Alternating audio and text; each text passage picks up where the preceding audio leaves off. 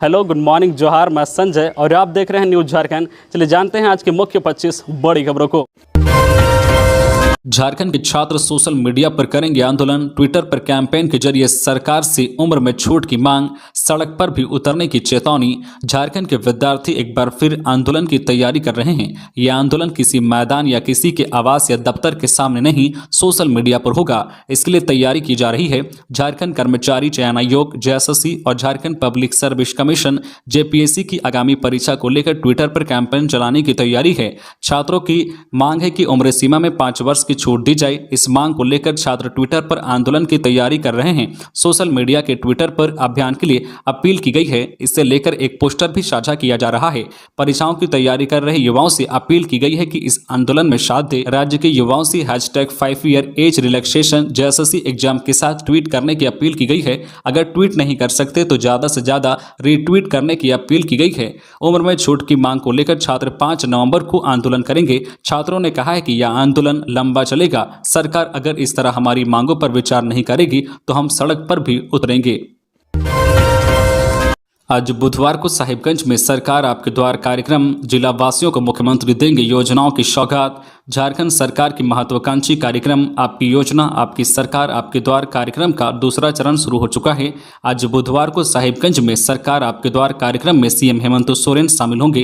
Police line में होने वाले इस कार्यक्रम में सीएम जिला वासियों को योजनाओं की सौगात देंगे। आज बुधवार 2 नवंबर को साहिबगंज पुलिस लाइन में कार्यक्रम होगा। इसमें मुख्यमंत्री हेमंत सोरेन के आगमन को लेकर तैयारियों को अंतिम रूप दिया जा रहा है। जिला के पुलिस लाइन में आयोजित होने वाले इस कार्यक्रम में सीएम हेमंत सोरेन योजनाओं का शिलान्यास और उद्घाटन करेंगे। साथ ही लाभुकों के बीच परिसंपत्तियों का वितरण करेंगे। सीएम हेमंत सोरेन ने रांची के कांटाटोली फ्लाईओवर का किया निरीक्षण। बोले लोग को जल्द मिलेगी जाम से निजात। मुख्यमंत्री हेमंत सोरेन रांची के निर्माणाधीन कांटाटोली फ्लाईओवर का मंगलवार को निरीक्षण किया। उन्होंने कांटाटोली चौक पहुंचकर योगदा सत्संग आश्रम, कांटाटोली कोकर फ्लाईओवर निर्माण कार्य की प्रगति का निरीक्षण किया। मुख्यमंत्री ने पदाधिकारियों को निर्देश देते हुए कहा कि फ्लाईओवर निर्माण कार्य निर्धारित अवधि के भीतर पूरा कर लिया जाए। कहा कि योगदा सत्संग आश्रम से कांटाटोली चौक होते हुए कोकर की शांति नगर तक बनने वाले इस फ्लाईओवर निर्माण कार्य में समयबद्धता और गुणवत्ता का विशेष ध्यान रखें। उन्होंने रांची में आवागमन की सुविधा सुलभ कराने पर जोर दिया है। साथ ही कहा है कि लोगों को ट्रैफिक की समस्या से निजात दिलाने के लिए फ्लाईओवर का शुभारंभ होना आवश्यक है। उन्होंने कहा कि फ्लाईओवर निर्माण कार्य में यदि कोई बाधा आ रही है तो निर्माण कार्य करने वाली कंपनी तथा जुड़को राज्य सरकार के साथ तत्काल समन्वय बनाकर कार्य में तेजी लाएं। रांची समेत राज्य भर में अब सुबह की धुंध बढ़ाएगी ठंड। आने वाले कुछ दिनों में सुबह की धुंध झारखंड में ठंड और बढ़ा सकती है। यहाँ विभिन्न हिस्सों का तापमान तेजी से गिर रहा है। न्यूनतम और अधिकतम तापमान दोनों में कमी आ रही है। सुबह की तापमान में 3 से 4 डिग्री कमी आ गई है। मौसम केंद्र के अनुसार रांची का अधिकतम तापमान राज्य के अन्य जिलों की तुलना में सबसे कम है। यहाँ 30 अक्टूबर को अन्य जिलों की तुलना में अधिकतम तापमान 26.8 डिग्री सेल्सियस दर्ज किया गया था। यह सामान्य से 1 डिग्री कम है। वहीं राज्य में आज 2 नवंबर से आसमान में हल्के बादल छाने की संभावना व्यक्त की गई है। इससे मौसम में और बदलाव आने की संभावना है। वहीं 1 नवंबर को खूंटी और सिमडेगा जिले का तापमान 13 डिग्री के करीब रहा।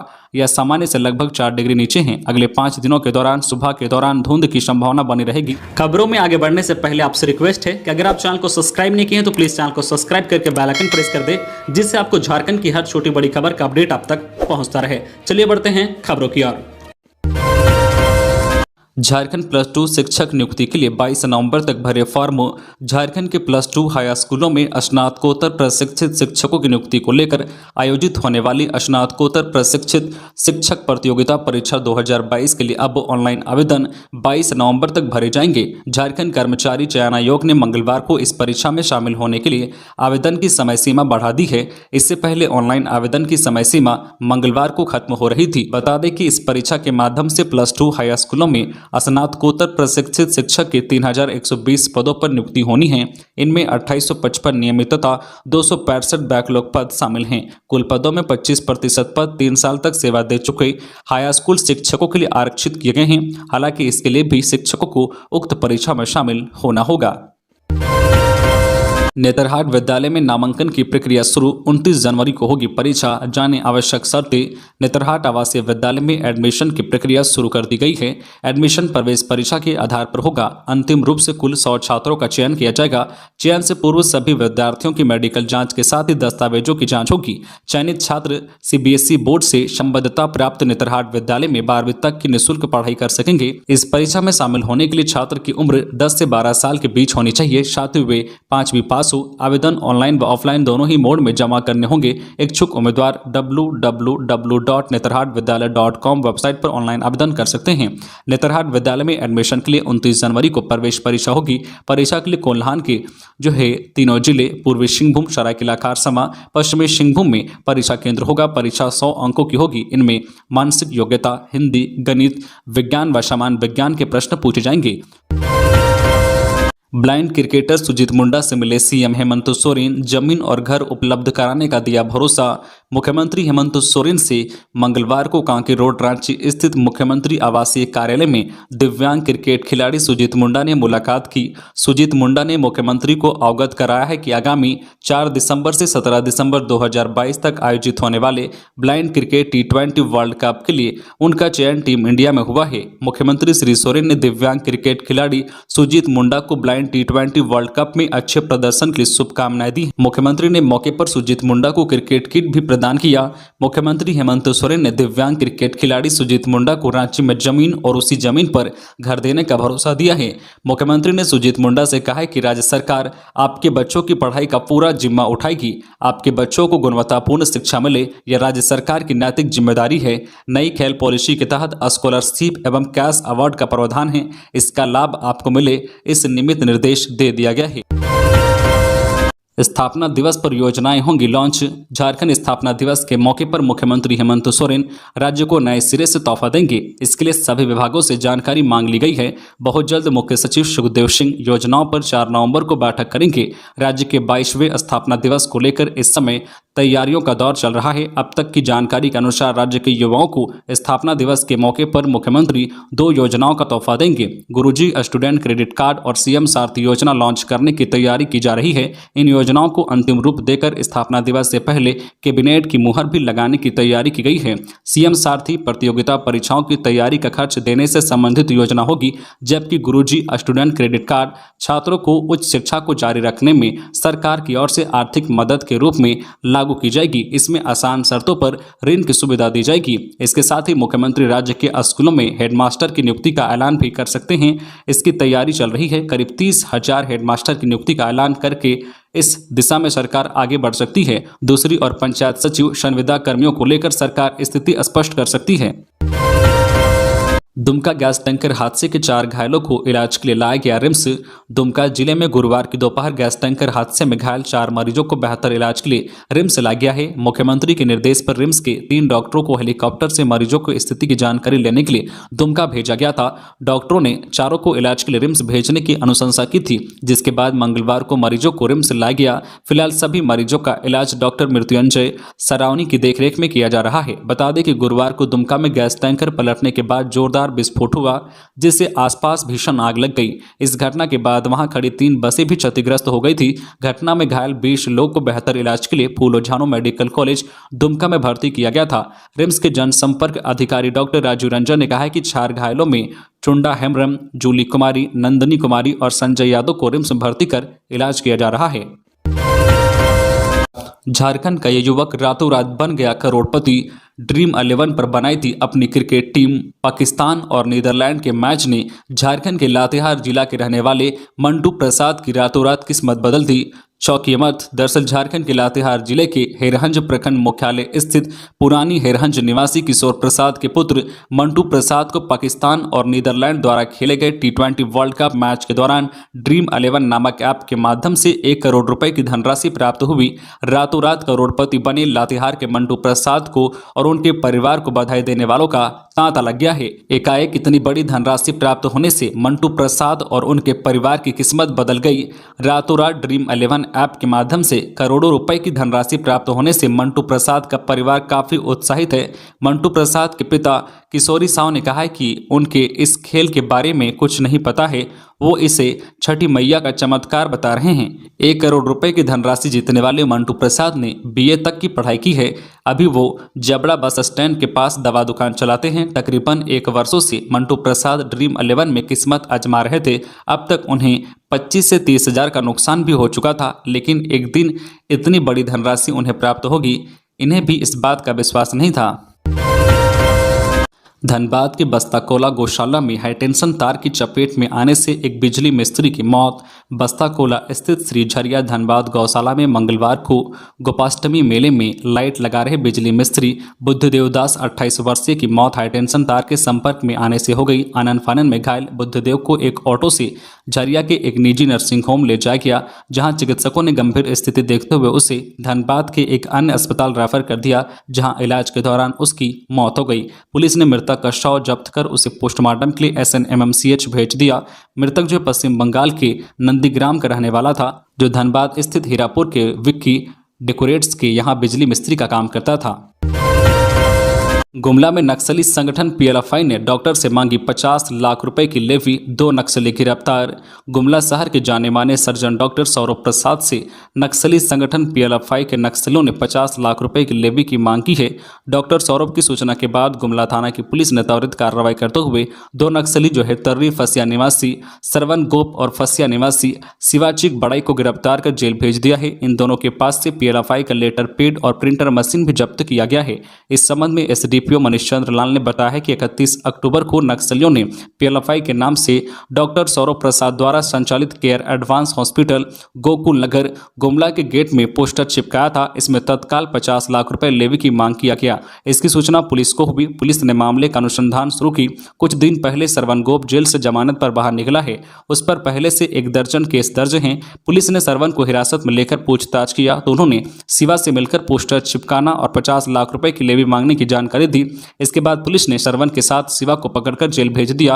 ये दोनों नक्सली अन्य लोगों से भी लेवी जो है मांगने की योजना बनाए थे, लेकिन उससे पहले पुलिस ने दोनों को धर दबोचा। हेमंत सरकार के फैसले से झारखंड हाईकोर्ट भी हैरान। बहस के बाद जवाब तलब। झारखंड हाईकोर्ट के जस्टिस आनंद सेन की अदालत ने झारक्राफ्ट में रिक्त पदों पर सिर्फ संविदाकर्मी रखने जाने से संबंधित MOU किए जाने पर कड़ी नाराजगी जताई है। अदालत ने कहा है कि ऐसा करना संविधान के खिलाफ है। अदालत ने राज्य सरकार से जानकारी मांगी है। अदालत ने पूछा है कि किन परिस्थितियों में झारक्राफ्ट ने सरकार के साथ ऐसा MOU किया है। इसकी विस्तृत जानकारी 4 सप्ताह में अदालत में दाखिल करना है। झारखंड हाईकोर्ट ने मौखिक रूप से कहा है कि क्या सरकारी उपक्रम सिर्फ संविदा कर्मचारियों के सहारे चल सकता है। इस संबंध में प्रकाश रंजन सहित अन्य 8 कर्मियों की ओर से झारखंड हाईकोर्ट में याचिका दाखिल की गई है। पंचतत्व में विलीन हुए टाटा स्टील के पूर्व MD डॉक्टर JJ ईरानी अंतिम दर्शन के लिए पहुंचे कई विधायक मंत्री।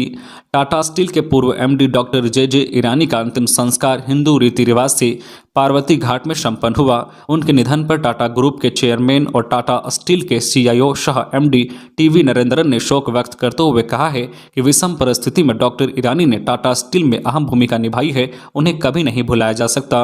जमशेदपुर में स्थापित 100 साल पुरानी टाटा स्टील के पूर्व MD डॉक्टर JJ ईरानी का अंतिम संस्कार बिष्टुपुर स्थित पार्वती घाट के विद्युत सौदागिरी में संपन्न हुआ। पारसी होने के बावजूद उनका अंतिम संस्कार हिंदू रीति रिवाज के साथ हुआ। अंतिम संस्कार से पहले बिष्टुपुर स्थित उनके आवास पर राज्य के स्वास्थ्य मंत्री बन्ना गुप्ता, पूर्व मुख्यमंत्री रघुवर दास, विधायक सरयू राय के अलावा टाटा वर्कर्स यूनियन के तमाम अधिकारी, पदाधिकारी और कई जो है प्रबुद्ध लोगों ने श्रद्धांजलि अर्पित की है। इसके अलावा घाट पर उनकी पत्नी जो है डेजी ईरानी और परिवार के अन्य सदस्य मौजूद रहे। रांची के बड़ा कवाली में जुआ खेलते 1.5 दर्जन लोगों को पुलिस ने किया गिरफ्तार। झारखंड की राजधानी रांची के बड़ा कवाली में जुआ खेल रहे 1.5 दर्जन जुआरियों को पुलिस ने गिरफ्तार किया है। वहीं जुआरियों के पास से पुलिस ने 6 बाइक एवं 2 कार भी जब्त की है। धनबाद के कुमारधुबी में एक टीचर को सांप ने काटा। बालिका मध्य विद्यालय बगान धोड़ा कुमारधुबी में मंगलवार को स्कूल की एक प्रधान शिक्षिका श्वेता कुमारी को साफ सफाई के दौरान सांप काट लिया। सांप काटने की जानकारी मिलते ही पार्षद प्रतिनिधि सोनू पासवान समेत स्कूल के अन्य टीचर्स ने उन्हें सरकारी जो है चिरकुंडा ले गए, लेकिन वहां कोई व्यवस्था नहीं रहने के कारण बराकर स्थित एक निजी हॉस्पिटल ले गए, जहां उन्हें सांप का एंटीडोज दिया गया। शिक्षिका घर में है और खतरे से बाहर बताई जा रही है। इस सूचना पर निरसा के BEO सपन मंडल स्कूल पहुंचे और स्थिति का जायजा लिया। घटना से अभिभावक एवं बच्चे काफी काफी दहशत में हैं और बच्चों को स्कूल भेजने से डर रहे हैं। रांची में सब्जियों की कीमत में भारी उछाल, अभी और चढ़ेगा बाजार भाव। आटा, चावल और अन्य जरूरी सामान की कीमतों में बढ़ोतरी से आम लोग परेशान हैं। इसी बीच त्यौहार समाप्त होते ही सब्जियों की कीमत आसमान छूने लगी है। रांची के बाजार में अधिकतर सब्जियां 40 रुपए किलो के पार बिक रही है। टमाटर 60 रुपए और प्याज 25 से 30 रुपए किलो बिक रहे हैं। नया आलू 50 रुपए किलो और मटर 240 रुपए किलो बिक रहे हैं। लाल साग, पालक साग, मेथी साग 40 रुपए किलो बिक रहे हैं। साग सब्जी की बढ़ती कीमतों से दुकानदार और ग्राहक दोनों परेशान हैं। सब्जी दुकानदार ने बताया है कि सब्जियों की बढ़ती कीमत के कारण लोग हरी सब्जियां आधा किलो और 1 पाव ही खरीद रहे हैं। इससे खरीदार बेचने के लिए लाई गई सब्जियां रखे रखे सड़ जा रही है। नुकसान सब्जी विक्रेताओं को उठाना पड़ रहा है। फूलगोभी 80 रुपए किलो बिक रहा है, मूली 30 रुपए, मटर 240 रुपए, परवल 40 रुपए, नेनुआ 50 रुपए, झींगी 60 रुपए, कुंदरी 30 रुपए, भिंडी 50 रुपए, कच्चा केला 50 रुपए, टमाटर 60 रुपए, खीरा 40 रुपए, धनिया पत्ता 100 रुपए किलो, लाल साग 50 रुपया। गिरिडीह में आरोपित गिरफ्तार, अवैध शराब बरामद। उत्पाद विभाग की टीम ने सरिया थाना इलाके में छापेमारी कर 132 बोतल अवैध शराब बरामद किया है। गुप्त सूचना पर मंगलवार को सहायक अवर निरीक्षक विनोद कुमार सिंह ने दल बल के साथ बागनाला में गाजेंद्रपुरी के मकान में छापेमारी कर नाइट गर्ल विस्की 750 ml का 11 पेटी बरामद किया है। इन 11 कार्टून में 132 बोतल विदेशी शराब बरामद किया गया। इस बाबत सहायक अवर निरीक्षक विनोद कुमार सिंह ने बताया है कि छापेमारी में शराब के खेप के बरामद होने के बाद मकान मालिक गाजेंद्रपुरी को गिरफ्तार कर लिया गया है। सिमडेगा के लचरागढ़ में आगजनी में लाखों की संपत्ति जलकर हुआ राख। लचरागढ़ में आगजनी से लाखों की संपत्ति जलकर खाक हो गई। लचरागढ़ मेन रोड निवासी लखेश्वर पंडा के घर में करीब 3 बजे अचानक आग लग जाने से लाखों की संपत्ति जलकर राख हो गई। उन्होंने बताया है कि आवश्यक दस्तावेज सहित कुछ नगद एवं जेवरात भी जल गए हैं। इसकी सूचना कोलेबिरा थाना को दे दी गई है। इधर पीड़ित परिवार कैसे आग लगी यह समझ नहीं पा रहे हैं। घटना के समय पूरा परिवार सिमडेगा गया हुआ था। धुआं निकलता देखकर पड़ोसियों ने ताला तोड़कर आग बुझाने का प्रयास किया।